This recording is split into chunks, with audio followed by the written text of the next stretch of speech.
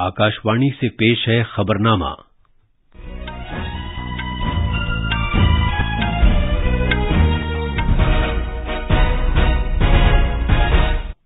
आदाब। खबरनामे के साथ मैं अर्जुमंद अली खान। पहले इस वक्त की खास खबरें। भारत आज वर्चुअल वसीले से शंघाई ताउन तंजीम के 23वें सरबराह इजलास की मेजबानी करेगा। वजीर आजम नरेंद्र मोदी आज आंध्र प्रदेश के पुत्तपार्थी में साईं हीरा ग्लोबल कन्वेंशन सेंटर का इफ्तिताह करेंगे। G20 रिसर्च और innovation initiative gathering summit and research ministers meeting आज मुंबई में शुरू होगी। NIA ने महाराष्ट्र में कायम ISIS के ठिकाने का पर्दाफाश किया है। दहशतगर्दाना सरगर्मियों को फरोग देने की पादाश में 4 अफराद को गिरफ्तार किया गया है। आज मुल्क के मुख्तलिफ हिस्सों में 12 रोजा सालाना कांवड़ यात्रा शुरू हो रही है और आज शाम बेंगलुरु में बंगबंधु सैफ चैंपियनशिप के फाइनल में भारत की मर्दों की फुटबॉल टीम का मुकाबला कुवैत से होगा। अब खबरें तफसील से। भारत आज वर्चुअल फॉर्मेट में शंघाई ताउन तंजीम SCO की सरबराह कॉन्फ्रेंस की मेजबानी के फराइज अंजाम देगा। वजीर आजम नरेंद्र मोदी सरबराहान ममलुकत की SCO काउंसिल की 23वीं सरबराह कॉन्फ्रेंस की सदारत करेंगे।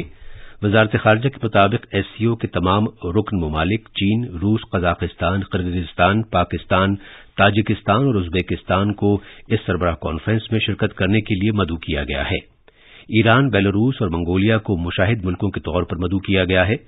SCO की रिवायत के मुताबिक तुर्कमेनिस्तान को भी मेहमान खुसूसी के तौर पर मदऊ किया गया है। SCO के 2 इदारों के सरबराह सेक्रेटेरिएट और SCO RATS भी सरबराह कॉन्फ्रेंस में शिरकत करेंगे। SCO सिक्योर की भारत की चेयरमैनशिप का मौजू 2018 में SCO क्विंगडाओ सरबराह कॉन्फ्रेंस में वजीर आजम के जरिए दिए गए सरनामे से अख्ज़ किया गया है। सिक्योर तहफ़्फ़ुज़, इक़्तिसादी तरक्की, कनेक्टिविटी, इत्तेहाद, खुद मुख्तारी और इलाकाई सालमियत नीज़ माहौलियाती तहफ़्फ़ुज़ की नुमाइंदगी करता है। पेश है एक रिपोर्ट। भारत ने पिछले साल सितंबर में समरकंद समिट में SCO के हर मर्तबा बदलने वाली चेयरमैनशिप की जिम्मेदारी संभाली थी। भारत ने स्टार्टअप्स और इख्तरा, रिवायती मेडिसिन, डिजिटल शमूलियत, नौजवानों को बाइख्तियार बनाने और मुश्तरका बौद्ध विरासत पर जोर देते हुए अपनी चेयरमैनशिप के तहत ताउन के नए सुतून कायम किए हैं। भारत ने अवाम से अवाम के दरमियान ज्यादा से ज्यादा राब्ते बढ़ाने पर जोर दिया है ताकि वसुधैव कुटुंबकम के वजीर आजम के विजन को आगे ले जाया जा सके।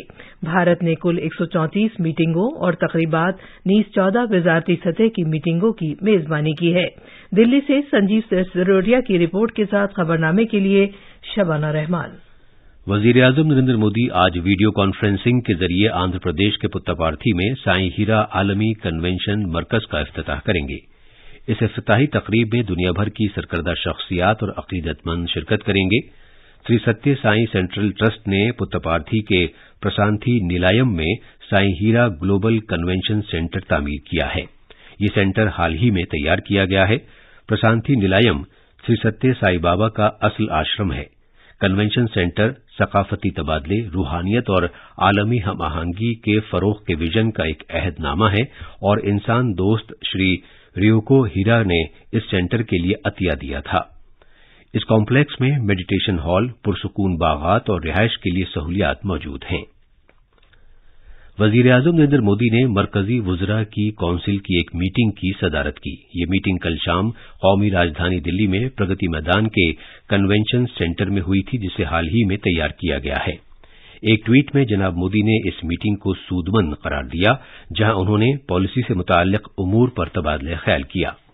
मीडिया के अफराद से बात करते हुए मरकजी वजीर मीनाक्षी लेखी ने कहा कि ये मीटिंग 2047 के विजन, तरक्याती कामकाज, भारत को आगे ले जाने के इक़दामात और बुनियादी ढांचे की तरक्की समेत बहुत से मौज़ूआत पर तबादला ख्याल किया गया। विजन 2047 डेवलपमेंटल एक्टिविटीज क्या होंगी, कैसे होंगी, क्या प्लानिंग है, देश को आगे ले जाने की क्या प्लानिंग है, इंफ्रास्ट्रक्चर डेवलपमेंट की क्या प्लानिंग है और साथ में अभी जो ट्रिप हुआ प्रधानमंत्री जी का उसकी क्या प्लानिंग है। सदर जमहूरिया द्रौपदी मुर्मू सरकर्दा मुजाहिद आजादी अल्लूरी सीताराम राजू की 125वीं सालगिरह तकरीबात में शिरकत के लिए आज सुबह हैदराबाद पहुंचेंगी। सदर जमहूरिया सीताराम राजू पर तस्वीरों की एक नुमाइश देखेंगी और आंध्र प्रदेश में भीमावरम में अल्लूरी सीताराम राजू स्मृति वनम का वर्चुअल वसीले से इफ्तिताह करेंगी। इस मौके पर इनकलाबी मुजाहिदे आजादी की जिंदगी पर एक 3D एनिमेशन का आगाज भी किया जाएगा। कल सदर जमहूरिया महाराष्ट्र में गोंदवाना यूनिवर्सिटी की 10वीं तकसीम असनाद तकरीब से खिताब करेंगी। वो नागपुर के कोराडी में भारतीय विद्या भवन के सांस्कृतिक केंद्र का इफ्तिताह भी करेंगी। सदर जमहूरिया कर्नाटक, तेलंगाना और महाराष्ट्र के 5 रोजा दौरे पर हैं। मरकजी वजीर दाखिला अमित शाह आज मेहसाणा के करीब इमदाद बाहमी से चलने वाले मुल्क के पहले सैनिक स्कूल का वर्चुअल वसीले से संग बुनियाद रखेंगे।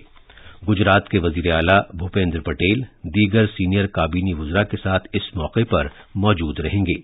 ये सैनिक स्कूल मेहसाणा शहर से 11 किलोमीटर दूर बुरियावी गांव में 75 करोड़ रुपए की लागत से कायम किया जाएगा। ये खबरनामा आकाशवाणी से नशर किया जा रहा है। G20 रिसर्च और innovation initiative gathering summit and research ministers meeting आज मुंबई में शुरू होगी। मुसावियाना समाज के लिए तहकीक और अख्तरा के मौजू के तहत इस साल भारत कुल 5 RIIG मीटिंगों की मेजबानी कर चुका है।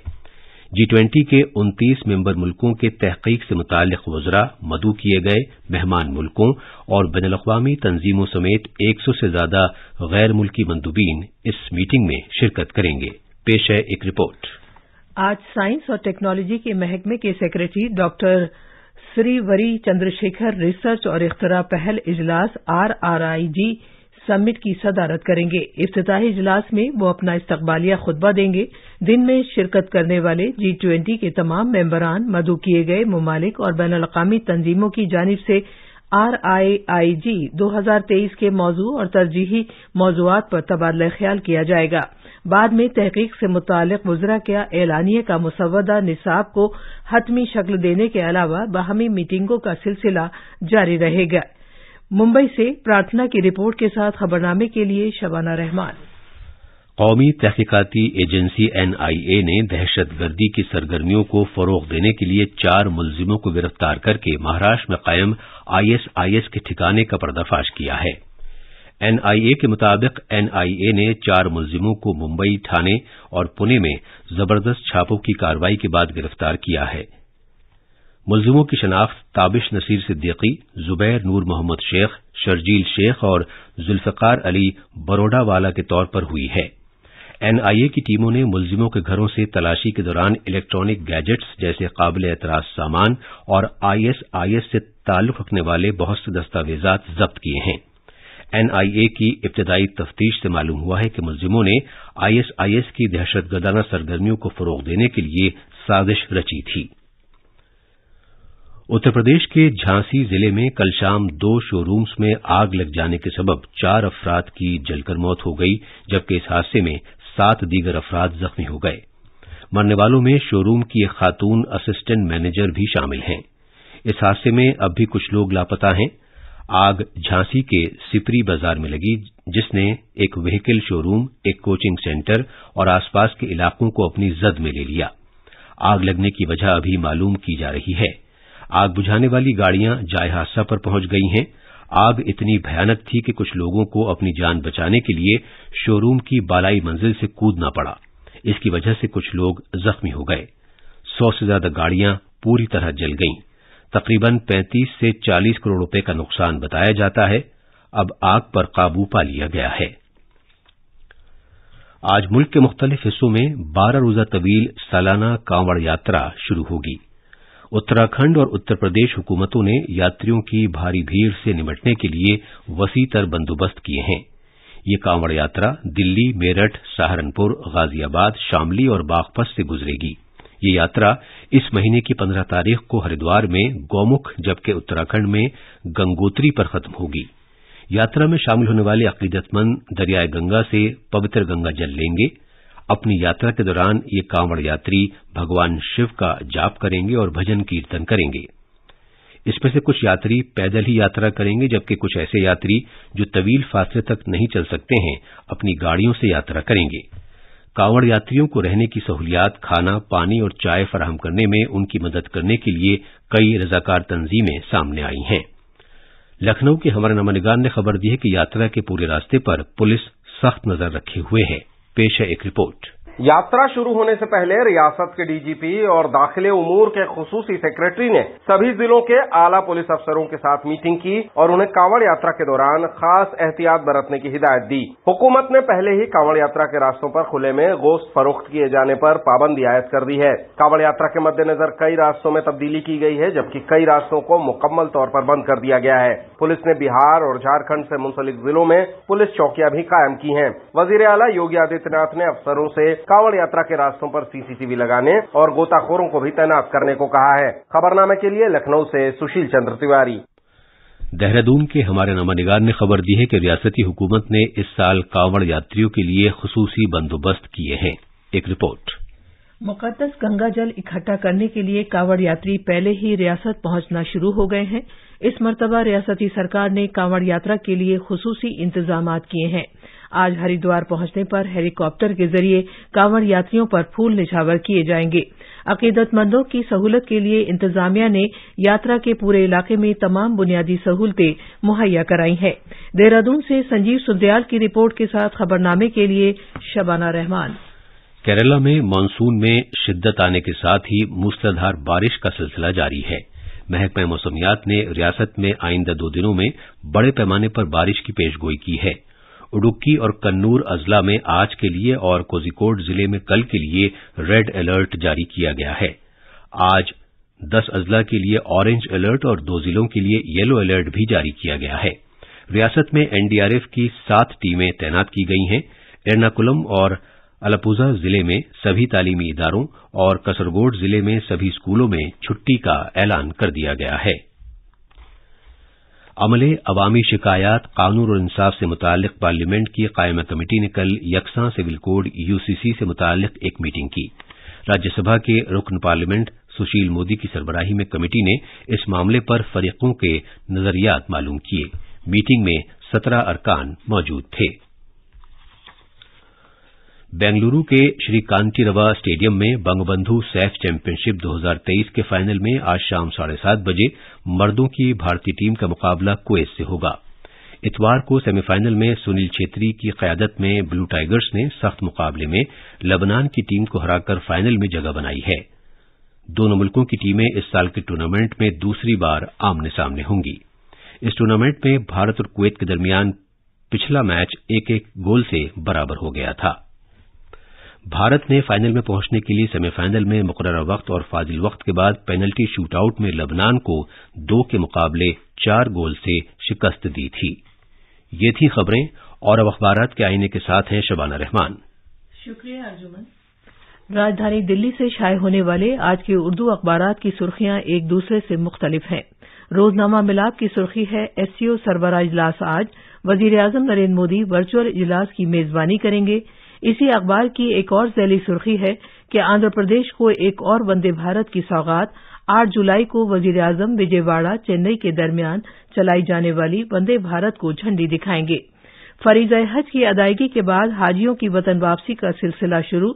इस खबर को रोजनामा राष्ट्रीय सहारा ने बड़ी सुर्खी बनाते हुए लिखा है कि पहले दिन 1573 हुजाज इकराम दिल्ली वापस लौटे।